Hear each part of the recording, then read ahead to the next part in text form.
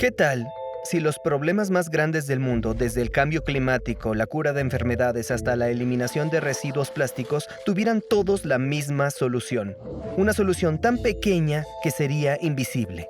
Me inclino a pensar que esto es posible gracias a un reciente avance que resolvió uno de los problemas más grandes del siglo pasado: cómo determinar la estructura de una proteína. Ha sido descrito como el equivalente al último teorema de Fermat, pero en biología. Durante más de 6 décadas, decenas de miles de biólogos calcularon minuciosamente la estructura de 50.000 proteínas.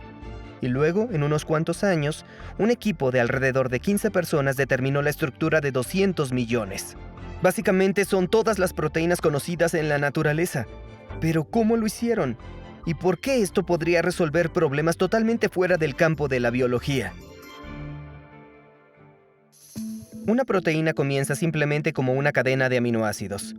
Cada aminoácido tiene un átomo de carbono en el centro, luego de un lado hay un grupo amino y del otro lado un grupo carboxilo. Y lo último a lo que está unido podría ser una de 20 cadenas laterales diferentes, la cual determina cuál de los 20 diferentes aminoácidos es esta molécula. El grupo amino de un aminoácido puede reaccionar con el grupo carboxilo de otro para formar un enlace peptídico. Entonces, una serie de aminoácidos puede unirse para formar una cadena, y el empuje y tracción entre innumerables moléculas, fuerzas electrostáticas, enlaces de hidrógeno e interacciones con el solvente pueden hacer que esta cadena se enrolle y se pliegue sobre sí misma. Esto es lo que determina la estructura tridimensional de la proteína. Y esta forma es lo que realmente importa sobre la proteína. Está diseñada para un propósito específico, como la hemoglobina, que tiene el sitio de unión perfecto para transportar oxígeno en tu sangre. Son máquinas, necesitan estar en su orientación correcta para trabajar juntas y mover, por ejemplo, las proteínas en tus músculos. Cambian un poco su forma para tirar y contraer. Pero a las personas les tomaría mucho tiempo obtener la estructura de solo una proteína. Claro, entonces, ¿cómo deberían lucir las proteínas? Bueno, eso realmente comenzó a responderse con técnicas experimentales. La primera forma en que se determinó la estructura de una proteína fue creando un cristal a partir de esa proteína. Luego se exponía a rayos X para obtener un patrón de difracción, y los científicos trabajaban en reversa para tratar de averiguar qué forma de moléculas crearía dicho patrón. Al bioquímico británico John Kendrew le tomó 12 años obtener la primera estructura de una proteína. Su objetivo era una proteína que almacena oxígeno llamada mioglobina, una proteína importante en nuestros corazones. Primero intentó con un corazón de caballo, pero esto produjo cristales bastante pequeños porque no tenía suficiente mioglobina.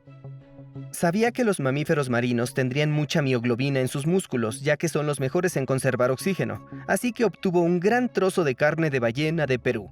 Esto finalmente le dio a Kendrew cristales lo suficientemente grandes para crear una imagen de difracción de rayos X. Y cuando salió, se veía extraño.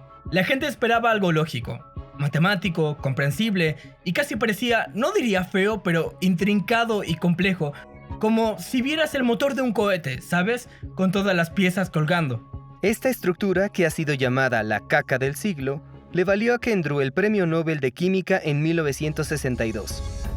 Durante las siguientes 2 décadas, solo se resolvieron alrededor de un centenar más de estructuras. Incluso hoy en día, la cristalización de proteínas sigue siendo un gran desafío.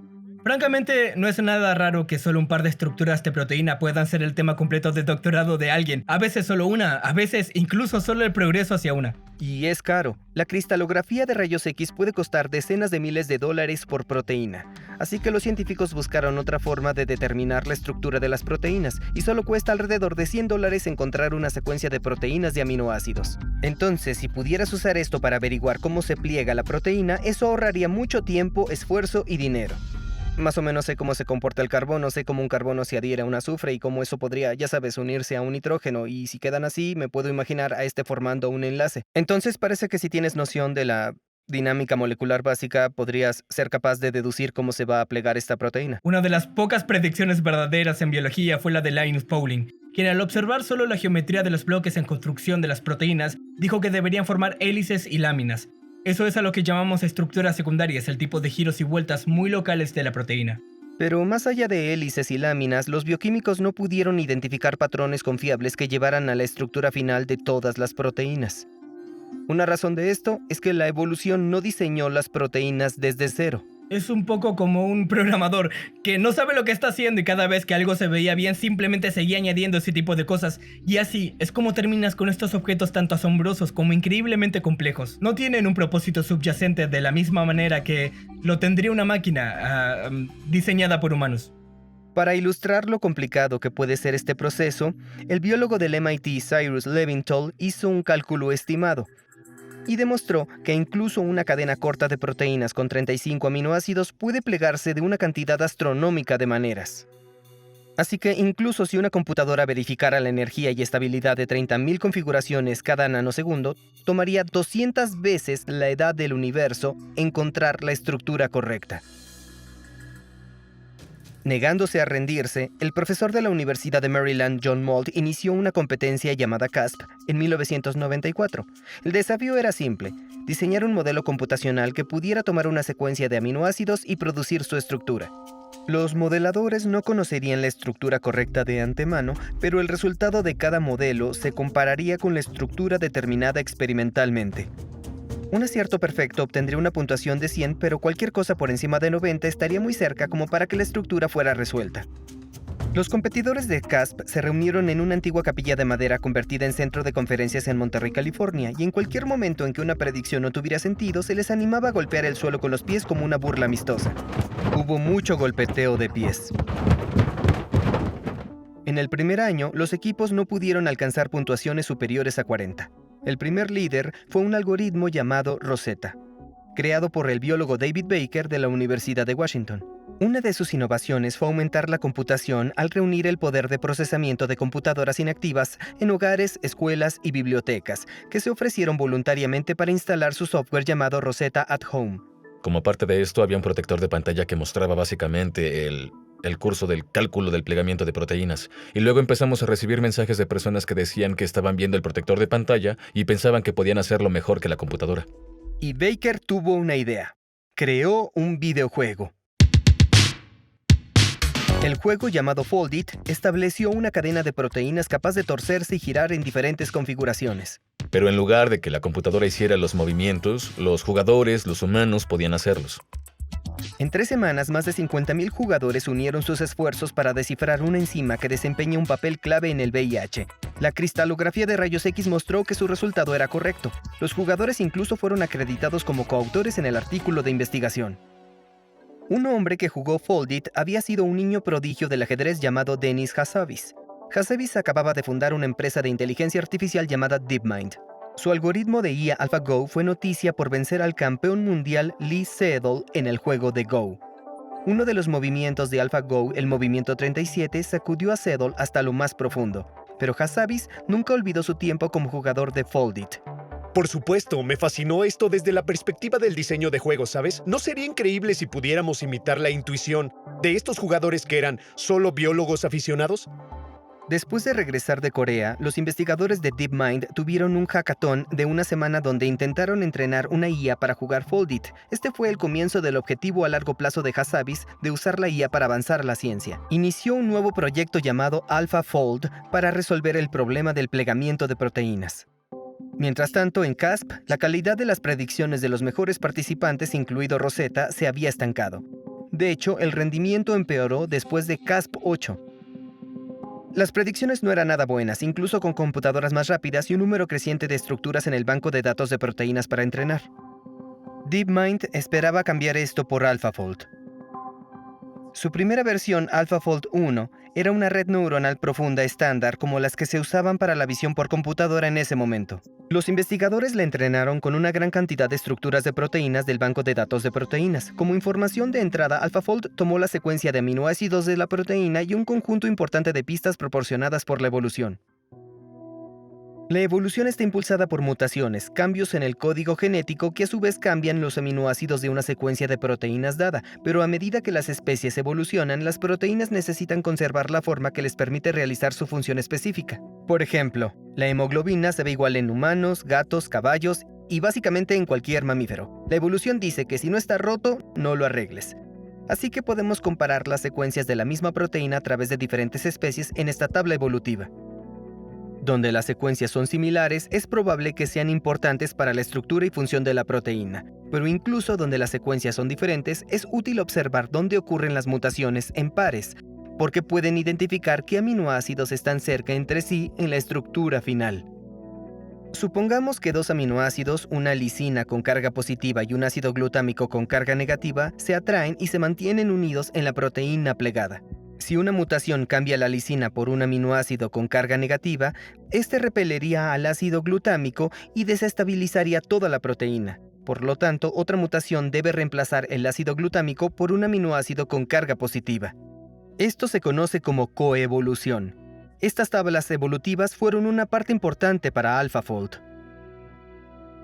Para los resultados, en lugar de producir directamente una estructura tridimensional, AlphaFold predijo una representación más simple en 2 dimensiones de esa estructura.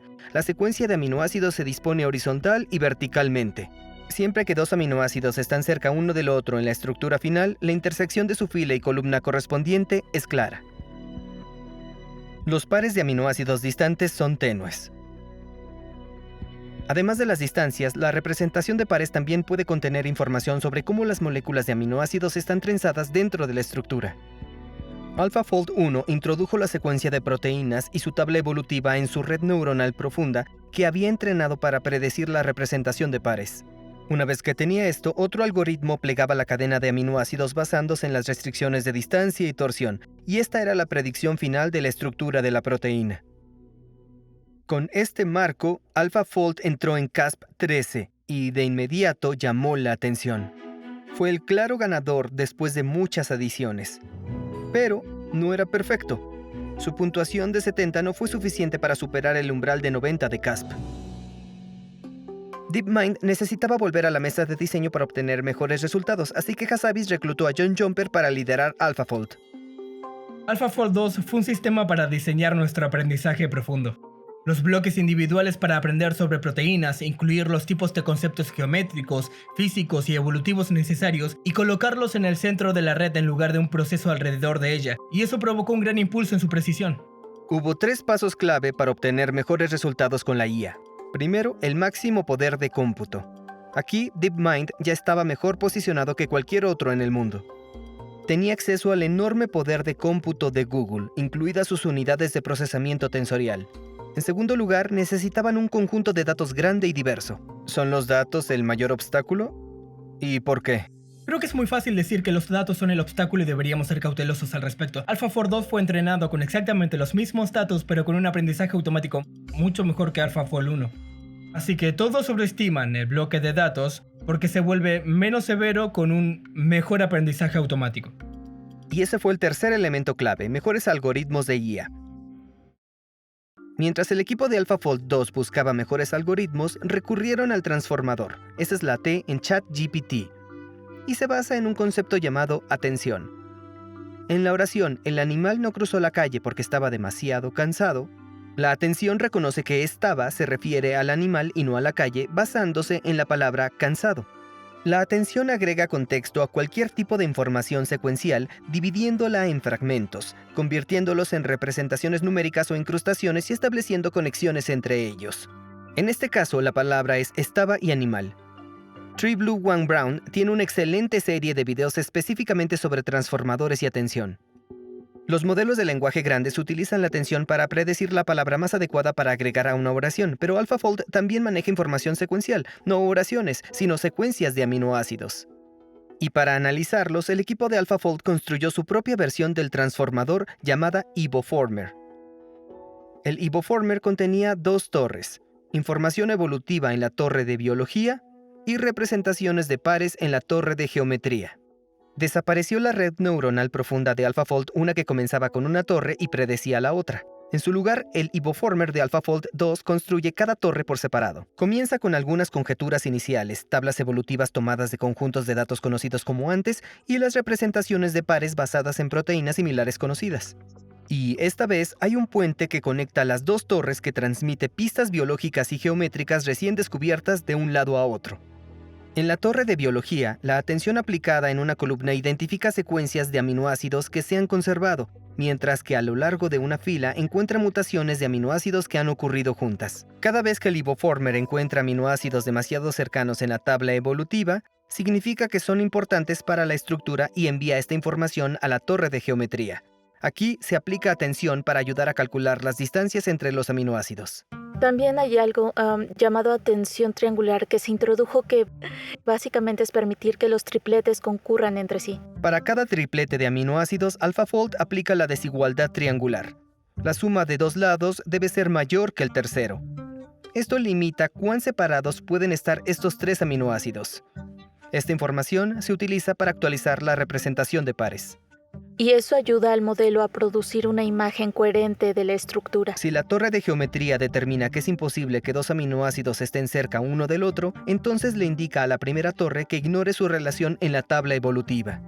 Este intercambio de información dentro del Iboformer se repite 48 veces hasta que la información dentro de ambas torres se refina.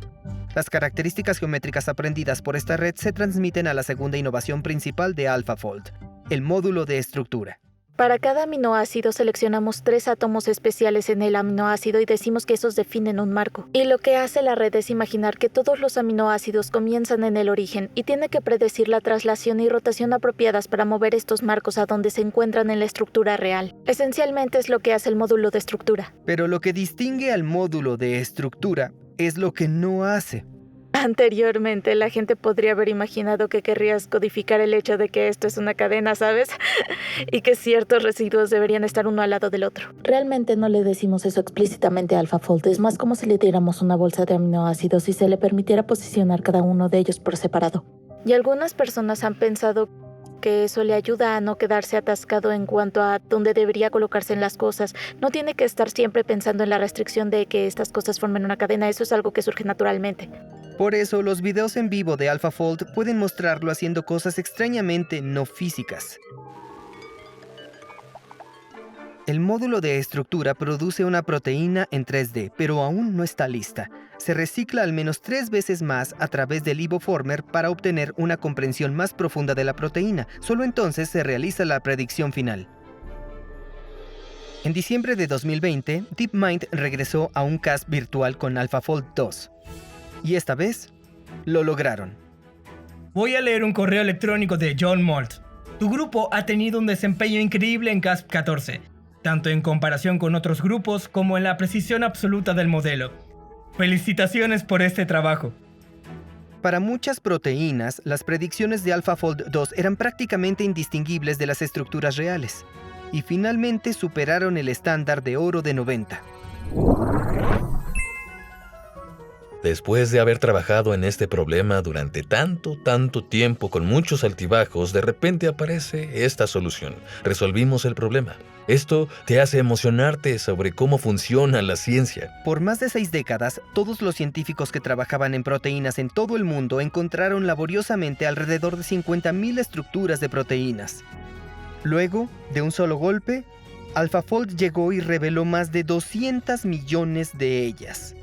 Casi todas las proteínas conocidas en la naturaleza. En solo unos meses, AlphaFold adelantó el trabajo de los laboratorios de investigación de todo el mundo por varias décadas. Ha ayudado directamente a desarrollar una vacuna para la malaria. Ha hecho posible descomponer las enzimas de resistencia a los antibióticos, lo que hace que muchos medicamentos que salvan vidas sean efectivos nuevamente. Incluso nos ha ayudado a entender cómo las mutaciones de proteínas conducen a diversas enfermedades, desde la esquizofrenia hasta el cáncer, y los biólogos que estudian especies poco conocidas y en peligro de extinción de repente tuvieron acceso a las proteínas y sus mecanismos vitales. El artículo de AlphaFold 2 ha sido citado más de 30.000 veces. Realmente ha causado un salto cualitativo en nuestra comprensión de la vida. John Jumper y Demis Hassabis fueron galardonados con la mitad del Premio Nobel de Química 2024 por este avance.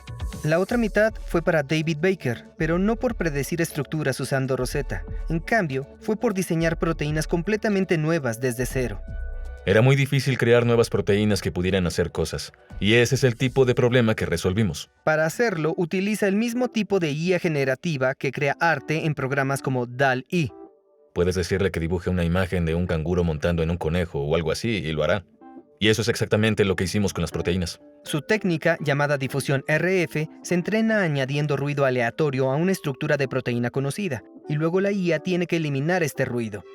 Una vez entrenada de esta manera, se le puede pedir a la IA que produzca proteínas para diversas funciones. Se le da una entrada de ruido aleatorio y la IA descubre una proteína completamente nueva que hace lo que le pediste. Este trabajo tiene enormes implicaciones. Imagina que te muerde una serpiente venenosa. Si tienes suerte, tendrás acceso a un antiveneno preparado extrayendo veneno del tipo exacto de serpiente, que luego se inyecta en animales vivos y los anticuerpos de ese animal se extraen y refinan para finalmente administrártelos como antiveneno.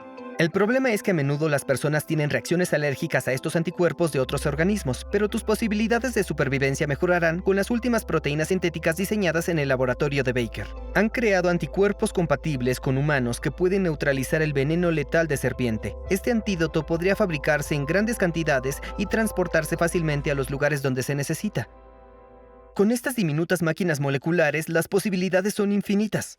¿Cuáles son las aplicaciones que más te entusiasman? Creo que en las vacunas van a ser muy poderosas. Tenemos varias proteínas que están en ensayos clínicos en humanos para el cáncer y ya estamos trabajando en enfermedades autoinmunes. Estamos muy entusiasmados con problemas como la captura de gases de efecto invernadero, así que estamos diseñando enzimas que puedan fijar metano, descomponer plástico. Lo que hace que este enfoque sea tan efectivo es la rapidez con la que pueden crear e iterar las proteínas. Esto es milagroso para cualquiera que sea un bioquímico convencional o un científico de proteínas de la vieja escuela. Ahora podemos tener diseños por computadora, obtener la secuencia de aminoácidos de las proteínas diseñadas y luego en un solo par de días podemos obtener las proteínas. Sí, le hemos dado un nombre a esto que es bioquímica cowboy porque simplemente se trata de lanzarte tan rápido como puedas y resulta que funciona bastante bien. Lo que la IA ha hecho por las proteínas es solo un indicio de lo que puede lograr en otros campos y a mayor escala. En ciencia de materiales, por ejemplo, el programa GNOME de DeepMind ha encontrado 2.2 millones de nuevos cristales, incluyendo más de 400.000 materiales estables que podrían impulsar tecnologías futuras, desde superconductores hasta baterías. La IA está generando avances transformadores en la ciencia al ayudar a resolver algunos de los problemas fundamentales que han obstruido nuestro progreso. Si piensas en todo el árbol del conocimiento, hay ciertos problemas que si no están, si los desbloqueas, si descubres una solución para ellos, abrirá una rama completamente nueva de descubrimiento. Y con esto, la IA está empujando los límites del conocimiento humano a un ritmo nunca antes visto. Duplicar la velocidad es bueno. Es genial, nos encanta. Mejoras a la velocidad de 100.000 veces, cambia lo que haces, haces cosas fundamentalmente diferentes y comienzas a reconstruir tu ciencia en torno a las cosas que se volvieron fáciles. Y eso es lo que más me emociona. Estos descubrimientos representan verdaderos cambios radicales en la ciencia. Incluso si la IA no avanza más allá de donde está hoy, estaremos cosechando los beneficios de estos avances durante décadas. Y asumiendo que la IA siga desarrollándose, bueno, abrirá oportunidades que antes se creían imposibles, ya sea curar todas las enfermedades, crear materiales novedosos o restaurar el medio ambiente a un estado prístino. Esto suena como un futuro increíble, siempre y cuando la IA no se apodere de todo y nos destruya primero.